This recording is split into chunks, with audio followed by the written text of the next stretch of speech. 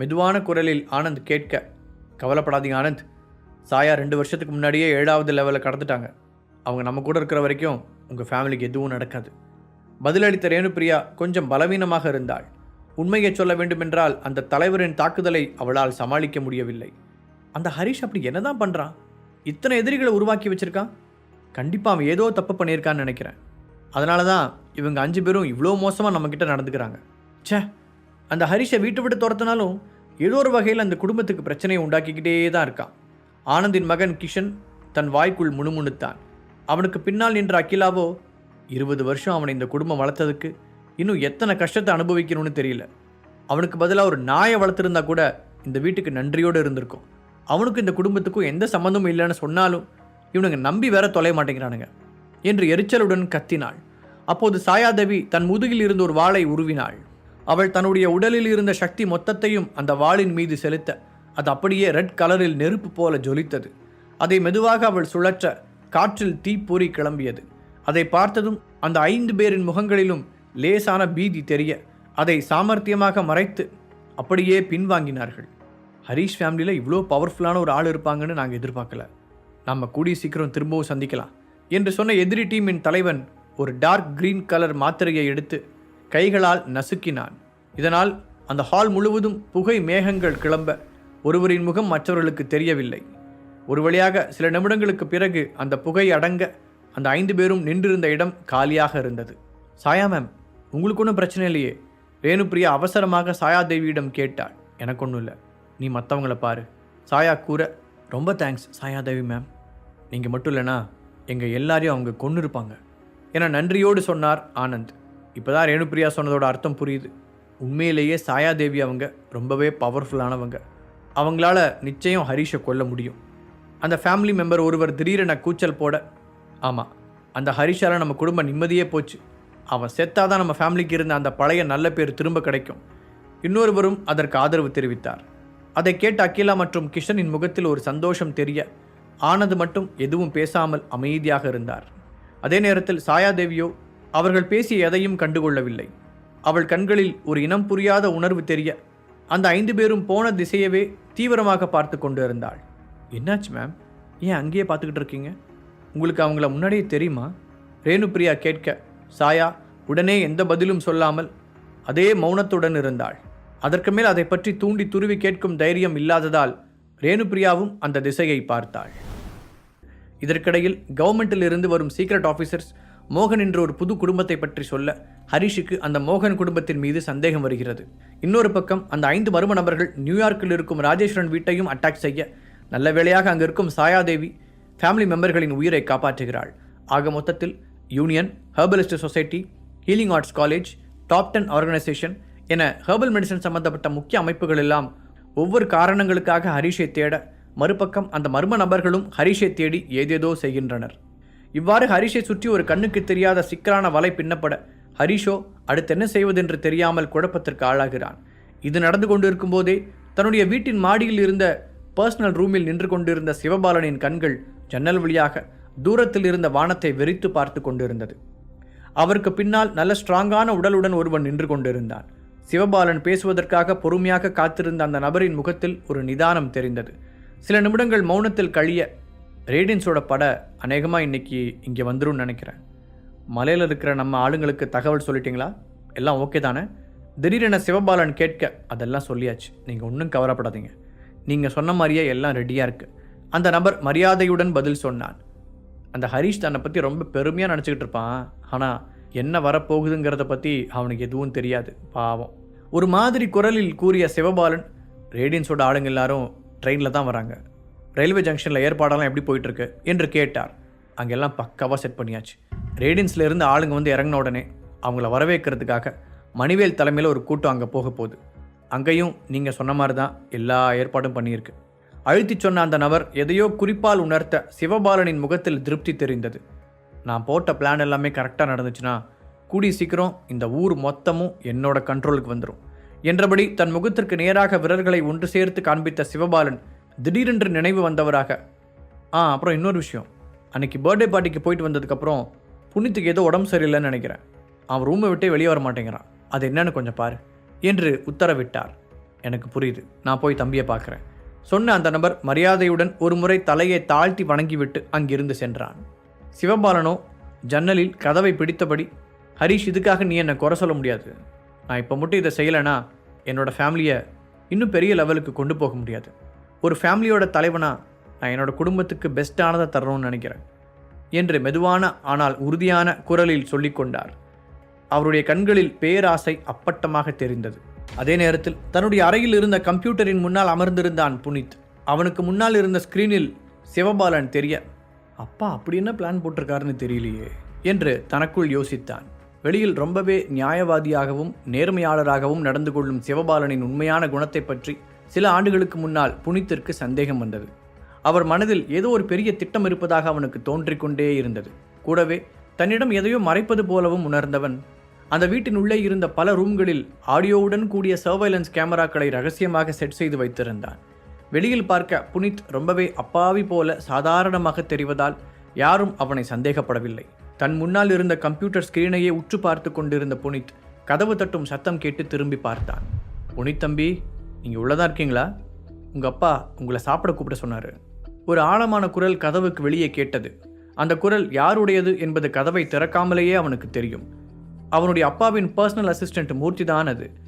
அவனுடைய அப்பாவின் வலது இடது என எல்லா கைகளும் இந்த மூர்த்தி தான். மூர்த்தி, எனக்கு பசி இல்லை, நான் அப்புறமா சாப்பிட்டுக்கிறேன்னு அப்பா கிட்ட சொல்லிடுங்க சொன்ன புனித் மீண்டும் கம்ப்யூட்டர் ஸ்க்ரீனின் பக்கம் திரும்ப, நீங்கள் இப்படி சொல்லுவீங்கன்னு தெரியும் தம்பி, அதனால தான் நான் சாப்பாடு எங்கேயே எடுத்துகிட்டு வந்துட்டேன், நீங்கள் கொஞ்சம் கதவை மட்டும் திறங்க. மூர்த்தி மீண்டும் வற்புறுத்த புனித்திற்கு கோபம் வந்தது. எனக்கு தான் பசி இல்லைன்னு சொல்கிறேனே, உங்களுக்கு புரியலையா? எனக்கு பசிச்சா நானே வந்து சாப்பிட்டுக்குவேன், முதல்ல நீங்கள் இங்கேருந்து போங்க. புனித் டென்ஷனுடன் கத்த. கொஞ்ச நேரம் கதவுக்கு வெளியே எந்த சத்தமும் இல்லை. புனித் யோசனையுடன் கதவை திரும்பி பார்க்க அப்போது திடீரென கதவு திறக்கப்பட்டது.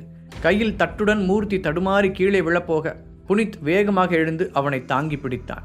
ஆனாலும் புனித்துடைய முகம் கோபத்தில் சிவந்திருந்தது. இது உங்களுக்கே அதிகமாக தெரியலையா மூர்த்தி? நீங்கள் எங்கள் அப்பாவுக்கு தான் அசிஸ்டண்ட், எனக்கு இல்லை. என்னோட பெர்மிஷன் இல்லாமல் என் ரூமுக்குள்ளே நுழையிற வேலை இனிமேல் வச்சுக்காதீங்க. இதுதான் ஃபர்ஸ்ட் அண்ட் லாஸ்ட்டாக இருக்கணும். விரலை நீட்டி எச்சரித்தான் புனித். மூர்த்தி எப்படி அந்த பூட்டிய ரூமுக்குள் வந்தான் என்றெல்லாம் அவன் கேட்கவில்லை. ஏனென்றால் மூர்த்தியால் முடியாதது என எதுவுமே இல்லை என்பது அவனுக்கு நன்றாகவே தெரியும். சாரி தம்பி, உங்களுக்கு உடம்பு சரியில்லைன்னு அப்பா சொன்னார், அதனால தான் ஒரு கவலையில் நான் இப்படி பண்ணிட்டேன். நீங்கள் வேற கதவை திறக்கலையா, அதான் கொஞ்சம் பயந்துட்டேன். அவசரமாக சொன்ன மூர்த்தியின் கண்கள் வேகமாக அந்த ரூமை அலசியது. முக்கியமாக புனித்தின் முன்னால் இருந்த கம்ப்யூட்டரை. ப்ளீஸ் முதல்ல வெளியே போங்க, இன்னொரு தடவை இந்த மாதிரி பண்ணீங்கன்னா நான் இப்படி பொறுமையாக பேசிகிட்டு இருக்க மாட்டேன் கதவை சுட்டி காட்டியபடி சொன்னான் புனித். சரி தம்பி, நீங்கள் ரெஸ்ட் எடுங்க, நான் இப்போவே வெளியே போயிடுறேன். வித்தியாசமாக எதையும் கவனிக்காததால் மூர்த்தி அமைதியாக வெளியே போனான். அவருடைய முதுகுக்கு பின்னால் கதவை அரைந்து சாத்திய புனித் மீண்டும் தன் சேரில் வந்து உட்கார்ந்தான். நடக்கிறதெல்லாம் பார்த்தா எனக்கு ரொம்ப சந்தேகமாக இருக்குது. அந்த மலை மேலே இருக்கிற கொள்ளைக்காரங்க விஷயத்தில் எனக்கு ஏதோ ஒன்று இடிக்குது. அடுத்து ஏதோ தப்பாக நடக்க போகுதுன்னே என் மனசு சொல்லுது. இதை நான் எப்படி டீல் பண்ணுறது? ஒருவேளை நான் நினைக்கிறது சரியாக இருந்தால் என்னோட அப்பா இந்த ஊருக்கே பெரிய துரோகம் பண்ணுறாருன்னு அர்த்தம். இப்போ நான் என்ன மாதிரி முடிவெடுக்கிறது? நினைத்தபடி கண்களை மூடிய புனித், ஆமாம் எனக்கு உடம்புக்கு நல்லா தானே இருக்குது, அப்புறம் எதுக்கு அப்பா மூர்த்திக்கிட்ட அப்படி சொன்னார் என்று யோசித்தவன் படக்கென்று கண்களை திறந்து தன் முன்னால் இருந்த கம்ப்யூட்டர் ஸ்கிரீனை பார்த்தான். கூடவே அந்த ரூமுக்குள் வந்தவுடன் மூர்த்தியின் கண்கள் அந்த ரூமை அளவிட்டதும் அவனுக்கு ஞாபகம் வந்தது. நல்ல வேளையாக கதவு திறக்கும் சத்தம் கேட்டவுடன் கடைசி நொடியில் அவன் வேகமாக கம்ப்யூட்டரை ஆஃப் செய்திருந்தான். கண்டிப்பாக அந்த மூர்த்தி அவ்வளோ சீக்கிரம் எதையும் பார்த்துருக்க முடியாதுன்னு தான் நினைக்கிறேன். மனதிற்குள் சொல்லிக்கொண்ட புனித் மறுபடியும் கம்ப்யூட்டரை ஆன் செய்தபடி யோசனையில் ஆழ்ந்தான். அதே நேரத்தில் கணபதி மாளிகையில் வந்திருந்த ஸ்பெஷல் ஆஃபீஸர் ஹரிஷிடம் எல்லா விஷயத்தையும் விளக்கி முடித்த பிறகு எல்லோரும் ஆளுக்கு ஒரு சோஃபாவில் அமைதியாக உட்கார்ந்திருந்தனர். சமீபத்தில் சென்னையில் நடந்த எல்லா பிரச்சனைக்கும் இந்த மோகன் ஃபேமிலி தான் காரணம்னு சொல்கிறீங்களா? ஹரிஷ் முகத்தை சுளித்தபடி கேட்டான். அந்த ஆஃபீஸர் சொல்வது மட்டும் உண்மையாக இருந்தால் ஹரிஷ் இப்போது மிகப்பெரிய ஆபத்தில் இருக்கிறான். எங்ககிட்ட ஸ்ட்ராங்கான எவிடன்ஸ் எதுவும் இல்லை, ஆனால் இந்த மாதிரி செய்கிறதுக்கு தைரியமும் பவரும் அவங்கக்கிட்ட மட்டும்தான் இருக்குது. அந்த ஆஃபீஸர் நேர்மையாகவே பதில் சொன்னான். ஏன் ஆஃபீஸர்? என்னால் சாதாரண மக்களுக்கு எந்த பாதிப்பும் இல்லை. சொல்லப்போனால் என் டேப்லெட்ஸால் மற்றவங்களுக்கு வலிமை தான் கூடுது. ஆனால் என்ன இப்படி மிரட்டுறீங்க? மோகன் குடும்பம் பண்ணுறதுக்கெல்லாம் அவங்கள அரெஸ்ட் பண்ண மாட்டீங்களா? அதை பற்றி கூடவா அவங்களுக்கு எந்த பயமும் இல்லை? ஹரிஷ் நிதானமாக கேட்டான். இது எப்படி எக்ஸ்பிளைன் பண்ணுறதுன்னு எனக்கு சரியாக தெரியல. ஃபர்ஸ்ட், மார்ஷல் ஆர்ட்ஸ் கற்றுக்கிறது கண்டிப்பாக சட்டப்படி குற்றம் கிடையாது. அதே மாதிரி ஹெர்பல் மெடிசன் பற்றி இன்னும் நம்ம கவர்மெண்ட்டால் ஒரு முடிவுக்கு வர முடியல. அதுக்கு யூஸ் பண்ணுற பொருட்கள் எல்லாமே இயற்கையானதுங்கிறதுனால தனியாக எந்த சர்டிஃபிகேட்டும் தேவையில்லை. அப்புறம் நீ சொல்கிற மாதிரி சில ஹெர்பல் டேப்லெட்ஸ் ஒருத்தரோட வலிமையை அதிகரிக்கும் அப்படிங்கிறது நிறைய பேருக்கு தெரியாது. அவ்வளோ ஏன், தெரிஞ்சவங்களே சில பேர் அதை நம்புறதில்ல. அதனால் நாங்கள் இதை காரணமாக வச்சு ஒன்று அரெஸ்ட் பண்ண முடியாதுங்கிறது உண்மைதான். ஆனால் ஒரு கவர்மெண்ட் நினச்சா சாதிக்க முடியாதுங்கிற விஷயம் எதுவுமே இல்லை. உன்கிட்ட அவங்களுக்கு ஒன்று தேவைன்னா கண்டிப்பாக அதுக்காக என்ன வேணாலும் செய்வாங்க. அதே மாதிரி மோகன் குடும்பம் தான் இதெல்லாம் செஞ்சாங்க அப்படிங்கிறதுக்கு எந்த ஆதாரமும் கிடைக்காத வரைக்கும் எங்களால் எதுவும் செய்ய முடியாது. அதுவும் இல்லாமல் இது வரைக்கும் அந்த மோகன் ஃபேமிலியால் அரசாங்கத்துக்கு நிறைய பெனிஃபிட் தான் கிடச்சிருக்கு. அதனால் அவ்வளோ சீக்கிரம் அவங்க மேலே கை வைக்க மாட்டாங்க. சொல்லிவிட்டு ஒரு நிமிடம் அமைதியாக இருந்த ஆஃபீஸர், இப்போ உங்ககிட்ட இருக்கிற அந்த பவர் பில் ஃபார்முலாவை எப்படியாவது வாங்கிட்டு வர சொல்லி தான் எங்களுக்கு ஆர்டர் வந்திருக்கு. அதை நீ கொடுத்துட்டேன்னா உனக்கு எந்த பிரச்சனையும் இல்லை. அதே மாதிரி இப்போதைக்கு நீ சென்னைக்கு வராமல் இருக்கிறது தான் உனக்கு நல்லது என்றான். என்னால் அது முடியாது. என் ஒய்ஃப் அப்புறம் ஃப்ரெண்ட் 2 பேரையுமே காணும். இப்போ நீங்கள் சொன்னதுக்கப்புறம் எனக்கு அவங்க மேலே தான் சந்தேகமாக இருக்குது. அப்புறம் எப்படி எனக்கும் அதுக்கும் சம்மந்தமே இல்லாத மாதிரி நடந்துக்க முடியும்? ஹரீஷ் கோபத்துடன் சொன்னான். ஹரீஷ், நீ எங்களுக்கு ஒத்துழைக்க ரெடியாக இருந்தேன்னா உன்னோட சார்பாக நாங்கள் மோகன் ஃபேமிலி கிட்ட பேச்சுவார்த்தை நடத்துகிறோம், அந்த ஆஃபீஸர் கூற. ஹரீஷ் அவனை உற்று பார்த்தான். அது லேசாக தடுமாறிய ஆஃபீஸர், அவங்கள காண்டாக்ட் பண்ணுறதுக்கான வழி எங்ககிட்ட இருக்குது. ஒருவேளை நீ சந்தேகப்படுற மாதிரி உன்னோட ஒய்ஃபும் ஃப்ரெண்டும் அவங்கக்கிட்ட இருந்தால் நாங்களே மீட்டு கொடுக்குறோம் என்றான். சந்திரா மற்றும் அக்ஷராவின் உயிருக்கு அந்த ஆஃபீஸரால் உத்தரவாதம் கொடுக்க முடியாது என்பது ஹரீஷுக்கு தெரியும். ஆனால் அவன் அதற்கு மேல் எதுவும் சொல்லவில்லை. அதே நேரத்தில் தன் ஒரு ஆளால் அந்த மோகன் குடும்பத்தை அட்டாக் செய்ய முடியுமா என்பதும் ஹரீஷுக்கு சந்தேகமாகத்தான் இருந்தது. ருத்ரவேந்தரின் உதவி இருந்தால் மட்டுமே அவனால் ஏதாவது செய்ய முடியும். ஆனால் அவன் அவரை பார்த்தே ரொம்ப நாளாகிவிட்டது. அவர் என்ன ஆனார் என்பது கூட அவனுக்கு தெரியவில்லை. கவனமாக யோசித்த ஹரீஷ் ஒரு பெரு மூச்சை விட்டபடி, ஆஃபீஸர், நியாயப்படி நீங்களே முன்வந்து அவங்கள காப்பாற்றி கொடுக்கணும். ஆனால் நீங்கள் அதுக்காக என்கிட்ட டீல் பேசுகிறீங்க. சரி, பரவாயில்ல. என்னோட மனைவியையும் ஃப்ரெண்டையும் நீங்கள் காப்பாற்றி கொடுத்தா பவர்பில் டேப்லெட் கொடுக்கறத பற்றி நான் யோசிக்கிறேன் என்று கூறினான். அதற்கு அந்த ஆஃபீஸர் பதில் சொல்வதற்கு முன்பே ஹரீஷ் மற்றும் பாலா இருவரின் ஃபோன்களும் ஒரே நேரத்தில் அடித்தது. ஒரு நிமிஷம் என்று சொல்லியபடி ஃபோனை எடுத்து காதில் வைத்த இருவரும் சில நொடிகளில் அதிர்ச்சியுடன் ஒருவர் முகத்தை ஒருவர் பார்த்து கொண்டனர். எப்போ நடந்துச்சு? நிஜமாதானா? அங்கே செக்யூரிட்டி யாரும் இல்லையா? உயிருக்கு ஏதாவது ஆபத்து என பாலா கேட்டுக்கொண்டு இருக்க ஹரீஷோ ஒரு அதிர்வுடன் ஃபோனை கட் செய்தான். ரேடியன்ஸ் ஆட்களை வரவேற்பதற்காக மணிவேலின் தலைமையில் ஒரு கூட்டம் ரயில்வே ஸ்டேஷனுக்கு போய் காத்திருந்த போது அங்கே ஒரு சிறிய அளவிலான குண்டுவெடிப்பு நிகழ்ந்ததாக கூறப்பட்டது. அந்த நியூஸ் தான் ஹரீஷுக்கும் பாலாவுக்கும் சொல்லப்பட்டது. அதில் எத்தனை பேர் உயிரிழந்தார்கள் என்று இன்னும் கணக்கெடுக்கப்படவில்லை. அதை கேட்டுத்தான் ஹரீஷ் அதிர்ந்து போயிருந்தான். இப்போ என்ன பண்ணுறது ஹரீஷ்? ஃபோனை கட் செய்த பாலா கேட்க ஹரீஷ் எதுவும் பேசாமல் ஆழ்ந்த சிந்தனையில் இருந்தார். ஒரு நிமிஷம் என்று சொல்லியபடி ஃபோனை எடுத்து காதில் வைத்த இருவரும் சில நொடிகளில் அதிர்ச்சியுடன் ஒருவர் முகத்தை ஒருவர் பார்த்து கொண்டனர். எப்போ நடந்துச்சு? நிஜமாதானா? அங்கே செக்யூரிட்டி யாரும் இல்லையா?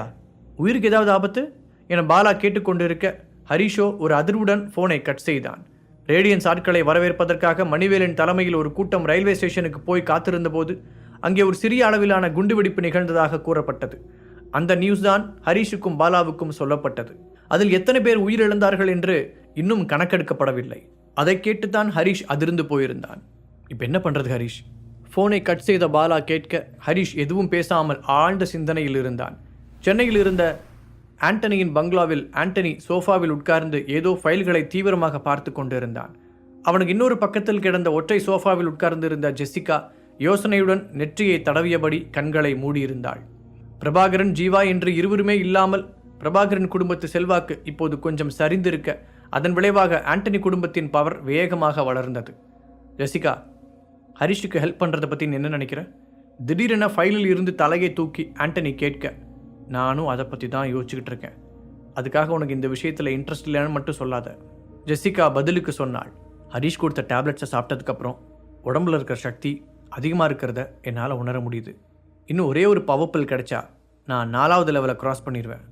அதுக்கப்புறம் அந்த நீரஜெல்லாம் நம்மளை எதுவுமே பண்ண முடியாது. சொன்ன ஆண்டனியின் கண்களில் ஆசை தெரிந்தது. நீ நினைக்கிற மாதிரி நீரஜ் தனியாள் கிடையாதுண்ணா. அவனுக்கு அவனோட அண்ணன் தீபக் ஃபுல் சப்போர்ட்டாக இருக்கான். தீபக்குக்கு அந்த ஐரா, பிரசன்னா, ராபர்ட்னு நிறைய பேர் ஹெல்ப் பண்ணுவாங்க. அதனால் அவ்வளோ ஈஸியாக நீரஜெல்லாம் உன்னால் ஒன்றும் பண்ண முடியாது. ஒரு கிண்டலான குரலில் கூறினாள் ஜெசிகா.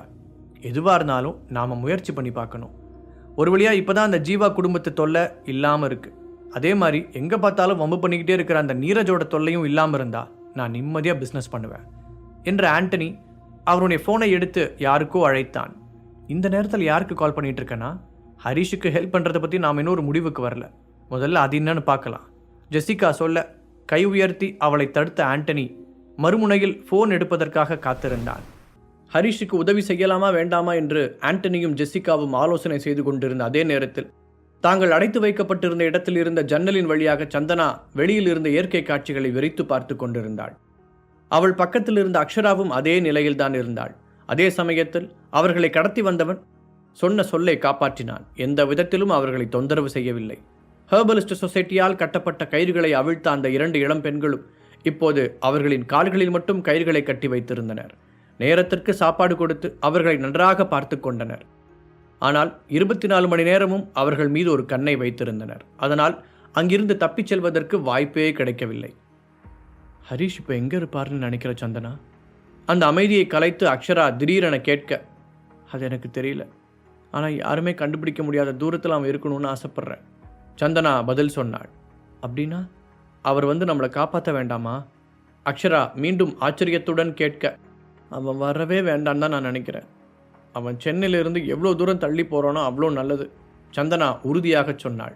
முன்பொரு காலத்தில் மற்றவர்களைப் போலவே சந்தனாவும் ஹரிஷ் எந்த ஒரு லட்சியமும் இல்லாமல் வாழ்வதை பார்த்து கவலைப்பட்டாள். இருந்தாலும் திடீரென அவனுடைய வாழ்க்கை தலைகீழாக மாற இப்போதெல்லாம் தான் அவனுக்கு பொருத்தமானவள் இல்லையோ என்ற சந்தேகம் அவளுக்கு ஏற்பட தொடங்கியிருந்தது. அதிலும் ஹரிஷ் தியானா மீடியாவின் CEO என்பதை அறிந்ததிலிருந்து உள்ளுக்குள் அவள் இன்னமும் கவலை அடைந்தாள். ஆனால் அவளுடைய அந்த பயம் ஹரிஷ் உட்பட யாருக்கும் தெரியாது. அவன் மறுபடியும் வேலைகளில் மும்முரமாக, இயல்பாகவே ஹரிஷுக்கும் அவளுக்குமான இடைவெளி அதிகரித்தது. நீ என்ன சொல்ல வரேன்னு எனக்கு புரியல சந்தனா, அக்ஷரா குழப்பத்துடன் கேட்க. நான் அவனுக்கு பிரச்சனை உண்டாக்குறத தவிர வேற என்ன ஹெல்ப் பண்ணியிருக்கேன்? என்னால் எப்பவும் அவனுக்கு தொந்தரவு தான். இப்போ கூட பாரு, என்னை கடத்தி வச்சுக்கிட்டு அவனை பிளாக்மெயில் பண்ண ட்ரை பண்ணுறாங்க. இப்படி நான் அவனுக்கு ஒரு சுமையாக தான் இருக்கேன்ற எண்ணம் எனக்கு நாளுக்கு நாள் அதிகமாயிட்டே போகுது. சந்தனா முதல் முறையாக அக்ஷராவிடம் மனது விட்டு பேசினாள். அந்த அளவுக்கு நீ ஹரிஷை லவ் பண்ணுறியா சந்தனா? அக்ஷரா ஒரு கணம் தயங்கினாலும் பட்டென்று கேட்டுவிட்டாள். நான் எப்போவுமே ஹரிஷை லவ் பண்ணிட்டு தான் இருக்கேன். இடையில எங்களுக்குள்ள பிரச்சனைகள் வந்தது என்னவோ உண்மைதான். ஆனால் இப்போ நான் அவனை ரொம்ப டீப்பாக காதலிக்கிறேன். அவனை கல்யாணம் பண்ணிக்கிட்டது என் வாழ்க்கையோட அதிர்ஷ்டமாக நினைக்கிறேன், சந்தனா சொல்ல, இதற்கு மேல் அக்ஷரா எதுவுமே பேசவில்லை. அவளுடைய மனதில் லேசான ஒரு ஏமாற்றம் தோன்றியது. அதே நேரத்தில் லாமா தீவில் இருந்த மிரியட்ஸ் ஹெட் ஆஃபீஸில் விக்டர் சமீபத்தில் நடந்த நிகழ்வுகளை பற்றி ஆராய்ந்து கொண்டிருந்தான். அப்போது அந்த ரூமுக்குள் நுழைந்த கேசவன் லேசாக தலையை குனிந்து, வணக்கம் கமாண்டர் என்று கூறினார். கேசவன், நீங்கள் எனக்கு இவ்வளோ மரியாதை கொடுக்கணும்னு அவசியம் இல்லை. இங்கே வேறு யாருமே இல்லை. ஸோ நீங்கள் சாதாரணமாகவே பேசுங்க என்றபடி விக்டர் தன் கையில் இருந்த பேப்பர்களை கீழே வைத்தான். விக்டர் அந்த அமைப்பின் கமாண்டராக பொறுப்பேற்ற பிறகு கேசவனின் விசுவாசத்தை உணர்ந்து அவருக்கு பதவி உயர்வு கொடுத்திருந்தான். அதனால் இப்போது அவர் முன்பை விட மதிப்புடன் நடத்தப்பட்டார். ஒரு முக்கியமான விஷயத்தை பற்றி உங்ககிட்ட சொல்கிறதுக்காக தான் வந்தேன். கேசவன் வேகமாக விக்டரை நெருங்கியபடி பதட்டத்துடன் கூறினார். என்னாச்சு கேசவன்? நீங்கள் ஏதோ டென்ஷனில் பேசுகிற மாதிரி இருக்கு. அவரை நிமிர்ந்து பார்த்தபடி கேட்டான் விக்டர். விக்டர், விஷயம் கொஞ்சம் சீரியஸ் தான். சென்னையில் இருக்கிற மிரியட்ஸ் மெம்பர்ஸ் மொத்த பேரும் இப்போ ரேடியன்ஸில் சேர்ந்துட்டதா கேள்விப்பட்டேன்.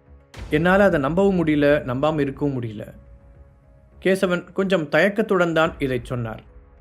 இப்போது விக்டரும் ஹரிஷும் சொந்த சகோதரர்களைப் போல பழகினார்கள் என்பது மிரியட்ஸ் அமைப்பைச் சேர்ந்த எல்லோருக்குமே தெரியும்.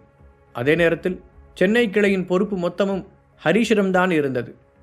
ஹரிஷ் சக்தி வாய்ந்தவன் என்பதை அவர்கள் எல்லோரும் ஏதோ ஒரு சந்தர்ப்பத்தில் பார்த்திருந்ததால் யாரும் அவனை எதிர்க்க துணியவில்லை. இப்போது சென்னையில்தான் இது நடந்திருப்பதால் அதை விக்டரிடம் எப்படி சொல்லி புரிய வைப்பது என்றுதான் கேசவன் யோசித்தார். கேசவன் சொன்னதை கேட்டு முதலில் திகைத்து நின்ற விக்டர் ஒரு நிமிடம் அமைதியாக இருந்த அவர் சொன்னதை முழுதாக உள்வாங்கினான். அப்படின்னா நீங்கள் என்ன சொல்ல வரீங்க கேசவன்? ஹரிஷும் ரேடியன்ஸில் சேர்றதுக்கு முடிவு பண்ணியிருக்கான்னு அர்த்தமா? விக்டர் நம்ப முடியாத பாவனையுடன் கேட்டான். ஹரிஷ் தனக்கு துரோகம் செய்வான் என்று அவன் எதிர்பார்க்கவில்லை. இன்னும் எனக்கு அதை பற்றி சரியாக தெரியாது, விசாரிக்க சொல்லியிருக்கேன். ஆனால் ஹரிஷ் அவரோட ஒய்ஃபை காணும்னு சிட்டி முழுக்க ஆளுங்களை அனுப்பி தேடுற நியூஸ் மட்டும்தான் காதுக்கு வந்திருக்கு என்றபடி கேசவன் பெருமூச்சு விட்டார். கேசவனும் ஹரிஷ் மீது மிகப்பெரிய நம்பிக்கை வைத்திருந்தார். அவன் அவருடைய உயிரை 2 முறை காப்பாற்றியதுடன் மோனிஷாவிற்கும் நிறைய உதவிகள் செய்திருக்கிறான். அது மட்டும் இல்லாமல் விக்டர் கமாண்டர் பதவியை ஏற்க அவன்தான் உறுதியுடன் துணை நின்றான். இருந்தாலும் அவர்கள் துரோகிகளை அடியோடு வெறுத்தனர். ஹரிஷ் உண்மையிலேயே ரேடியன்ஸில் இணைந்திருந்தால் மிரியட்ஸின் மெம்பர்கள் மீண்டும் விக்டரின் தலைமை மீது நம்பிக்கை இழந்து விடுவார்கள். அதை நினைக்கும்போதுதான் கேசவனுக்கு கவலையாக இருந்தது. ஹரிஷை பற்றி என்ன முடிவெடுப்பதென்று அவருக்கு தெரியவில்லை. திடீரென விக்டருக்கு ஒரு ஐடியா தோன்றியது.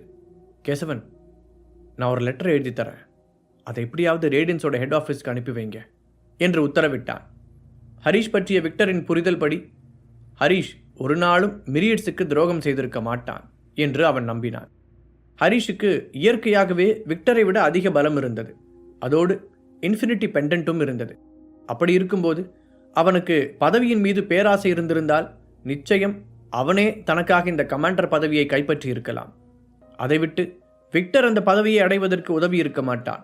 அது மட்டுமில்லாமல் கேசவன் சொன்னது எல்லாமே இதுவரை வெறும் வதந்தியாகத்தான் இருந்தது. எதுவும் இன்னும் உறுதிப்படுத்தப்படவில்லை. அதனால் இன்னமும் கூட ஹரிஷின் மீது அவன் முழு நம்பிக்கை வைத்திருந்தான். இதற்கிடையில் ஹீலிங் ஆர்ட்ஸ் காலேஜில் இருந்த வைஸ் பிரசிடென்ட் ஆஃபீஸில் இப்போ நாம் என்ன செய்யறது என்று தனக்குள் முணுமுணுத்தபடி நாதன் முன்னும் பின்னுமாக நடந்து கொண்டிருந்தார். அப்போது பெர்மிஷன் கேட்டுவிட்டு கதவை திறந்து கொண்டு உள்ளே வந்த சத்யன் அவரை ஆச்சரியத்துடன் பார்த்து, என்னாச்சு சார், ஏன் இப்படி பதட்டமா இருக்கீங்க என கேட்டான். உண்மையிலேயே இது ரொம்ப மோசமான விஷயம்தான் சத்யன். எனக்கு சில ஆபத்தான செய்திகள் வந்திருக்கு. சிட்டிக்குள்ள நிறைய மர்மமான விஷயங்கள் நடக்குதுன்னு பேசிக்கிட்டோம் இல்லையா, அது பினாக்கல் அமைப்பை சேர்ந்தவங்களா இருப்பாங்களோன்னு ஒரு நியூஸ் வந்திருக்கு. அதை நினச்சி தான் இப்படி பதறிக்கிட்டு இருக்கேன். கேசவன் சொல்லவும் அதை கேட்ட சத்யன் அதிர்ச்சியில் கையில் இருந்த பேப்பர்களை நழுவ விட்டான். என்ன சொல்றீங்க? அப்போ நிஜமாவே அந்த பினாக்கல் அமைப்பை சேர்ந்தவங்க திரும்ப வந்துட்டாங்களா? இதனால் நம்பவே முடியல. சத்யன் ஒருவித பயத்துடன் சொன்னான். அதிர்ஷ்டவசமா இது பிரச்சனையை உருவாக்க நினைக்கிற அவங்களோட கீழ்மட்ட குழு மட்டும்தான் நினைக்கிறேன். இருந்தாலும் டாப் 10 ஆர்கனைசேஷனை சேர்ந்த நம்ம ஆளுங்க அவங்கள கண்டுபிடிச்ச உடனேயே அவங்க அங்கிருந்து வேகமாக தப்பிச்சு ஓடிட்டாங்க. நாதனின் குரலில் தெரிந்த கவலையின் காரணம் சத்யனுக்கு புரிந்தது. நாதன் வெளிப்படையாக சொல்லாவிட்டாலும் இது வெறும் ஆரம்பம் மட்டும் இல்லை என்று அவனுக்கு தெரியும். பினாக்கல் அமைப்பு எதிர்காலத்தில் தன்னுடைய ரீஎன்ட்ரியை பெரிய அளவில் நடத்த முயற்சிப்பார்கள் என்பதும் அதற்காகத்தான் அவர்கள் இப்படி ஏதேதோ செய்கிறார்கள் என்பதும் அவனுக்கு உறுதியாக தெரிந்தது. பிரச்சனை என்னவென்றால், திடீரென பினாக்கல் திரும்ப வந்ததால் அவர்களுடைய அடுத்த நகர்வு என்னவாக இருக்கும் என்பதை அவர்களால் யூகிக்க முடியவில்லை. இதனால் கண்ணில் விளக்கெண்ணெய் ஊற்றி கண்காணித்தால் மட்டுமே அடுத்து எந்த ஒரு பெரிய ஆபத்தும் நடக்காமல் தங்களை சேர்ந்தவர்களை காப்பாற்ற முடியும். இவ்வாறு சத்யனும் நாதனும் ஆளுக்கு ஒரு சிந்தனையில் ஆழ்ந்திருக்க சடனாக நிமிர்ந்த நாதன், எல்லாமே ஒரே குழப்பமா இருக்கு. திடீர்னு ரேடியன்ஸ்னு ஒரு அமைப்பு உருவாகி இருக்கிறதா சொன்னாங்க. இன்னொரு பக்கம் நம்மளோட நம்பிக்கை நட்சத்திரமா இருந்த ஹரிஷ் மிரியட்ஸ் மெம்பருக்கு ஹெல்ப் பண்ணியிருக்கான். மூணாவது, சிட்டிக்குள்ள அங்கங்க அட்டாக் நடக்குது, அதில் சில மர்ம நபர்களோட பங்கு இருக்கிறதா நியூஸ் வந்துச்சு. இப்போ அது பினாக்கல் அமைப்பை சேர்ந்தவங்களா இருப்பாங்கன்னு சொல்றாங்க. இதில் இப்போ நாம் என்ன முடிவெடுக்கிறதுனே தெரியல. ஆனால் சீக்கிரமே ஏதாவது செஞ்சாகணும் என்றார். சத்யன் ஆமோதிக்கும் விதமாக தலையாட்ட, சத்யன், நீங்கள் ஒன்று பண்ணுங்க, டாப் 10 ஆர்கனைசேஷனை சேர்ந்த எல்லா காலேஜுக்கும் கான்டாக்ட் பண்ணி அதோட தலைவர்களை இன்னைக்கு நம்ம கூட ஒரு மீட்டிங் வர சொல்லுங்கள். காலேஜில் இருக்கிற நம்ம சீக்ரெட் பிளேஸ்லேயே அந்த மீட்டிங் வச்சுக்கலாம். நாதன் உறுதியான குரலில் சொல்ல, நான் அது உடனே ஏற்பாடு பண்ணுறேன் சார் என்றபடி சத்யன் அங்கிருந்து விலகிச் சென்றான். நிலைமை ரொம்பவே தீவிரமாக இருப்பதால் அவர்கள் உடனடியாக ஏதாவது செய்ய வேண்டியிருந்தது. கூடவே ஹரிஷ் இன்னும் சிவகங்கையை விட்டு வெளியே வராததால் அவனையும் அவர்களால் பிடிக்க முடியவில்லை. ஹரிஷ் தான் தப்பிக்க வைத்தான் என்ற செய்தி வெளியே தெரிந்தால் டாப் 10 ஆர்கனைசேஷனை சேர்ந்த மற்ற தலைவர்கள் நிச்சயமாக சும்மா இருக்க மாட்டார்கள். அவர்கள் இதையெல்லாம் யோசித்துக் கொண்டிருந்த அதே பொழுதில் கணபதி மாளிகையில் தன்னிடம் அடிபட்டு கீழே கிடந்த அந்த ஆஃபீஸருக்கு ஹரிஷ் ஒரு நிலைப்படுத்தும் டேப்லெட்டை எடுத்து கொடுத்தான். அந்த ஆஃபீஸர் கேள்விக்குறியுடன் அவனை பார்க்க, வெளியில் பார்க்க நீங்கள் நார்மலாக இருப்பீங்க, ஆனால் உள்ளுக்குள்ளே இருக்கிற உறுப்புகள் பாதிக்கப்பட்டு ரத்தம் கசிய வாய்ப்பு இருக்குது. அதுக்கான சிம்டம்ஸ் எனக்கு தெரியுது. அதனால் இப்போதை நீங்கள் சாப்பிட்டு தான் ஆகணும், இல்லாட்டி உங்கள் உயிருக்கே ஆபத்து வரும் என்று நிதானமாக சொன்னான். இரக்கமே இல்லாமல் அடித்துவிட்டு இப்போது உயிரை காப்பாற்ற மருந்து தரும் அவனை வினோதமாக பார்த்த அந்த ஆஃபீஸர், இவன் நல்லவனா கெட்டவனா என்று அந்த ஆஃபீஸரின் மனதில் கேள்வி எழ அதை புரிந்து கொண்ட ஹரிஷ், என்னை என் விருப்பத்தை மீறி ஒரு விஷயத்துக்காக கட்டாயப்படுத்தாத வரைக்கும் நான் நல்லவன் தான் என்று எந்த ரியாக்ஷனும் இன்றி சொன்னான். அதன் பிறகு அங்கிருந்தவர்களை பார்த்தவன், நான் உடனே ரயில்வே ஸ்டேஷனுக்கு போகணும், மற்ற விஷயங்களை பற்றி நாம் அப்புறமா டிஸ்கஸ் பண்ணலாம் சொல்லிவிட்டு அங்கிருந்து கிளம்ப, ஒரு நிமிஷம் ஹரிஷ், நானும் உன் கூட வரேன் என்றபடி பாலாவும் அவருடன் சேர்ந்து கொண்டார். அதற்குள் உள்ளே இருந்து வேகமாக போய் காரை எடுத்தான். அவர்கள் மூவரும் வெளியேறிய பிறகு அந்த ஆஃபீஸர்களை பார்த்த கணபதி, ஆஃபீஸர், இவ்வளோ நேரம் பேசினதில் நீங்கள் ஹரிஷை பற்றி என்ன நினைக்கிறீங்க என்று திடீரென கேட்டார். அடிபட்டு கிடந்த தன் நண்பன் இப்போது குணமாகி கொண்டு வருவதை ஒரு முறை பார்த்த அந்த ஆஃபீஸர், என்னை பொறுத்த வரைக்கும் ஹரிஷ் நிச்சயம் சாதாரண ஆள் கிடையாது. அதுக்காக அவன் கர்வத்தோடு நடந்துக்கிறான்னு சொல்ல முடியல. அவன் தனக்கு முன்னாடி நடக்கிற விஷயத்துக்கு ஏற்ற மாதிரி அமைதியாகவும் அதே சமயம் புத்திசாலித்தனமாகவும் ரியாக்ட் பண்ணுறான். முழு கதையையும் கேட்டு மகிழ பாக்கெட் FM ஆப்பை டவுன்லோட் செய்யுங்கள். லிங்க் டிஸ்கிரிப்ஷனில் கொடுக்கப்பட்டுள்ளது.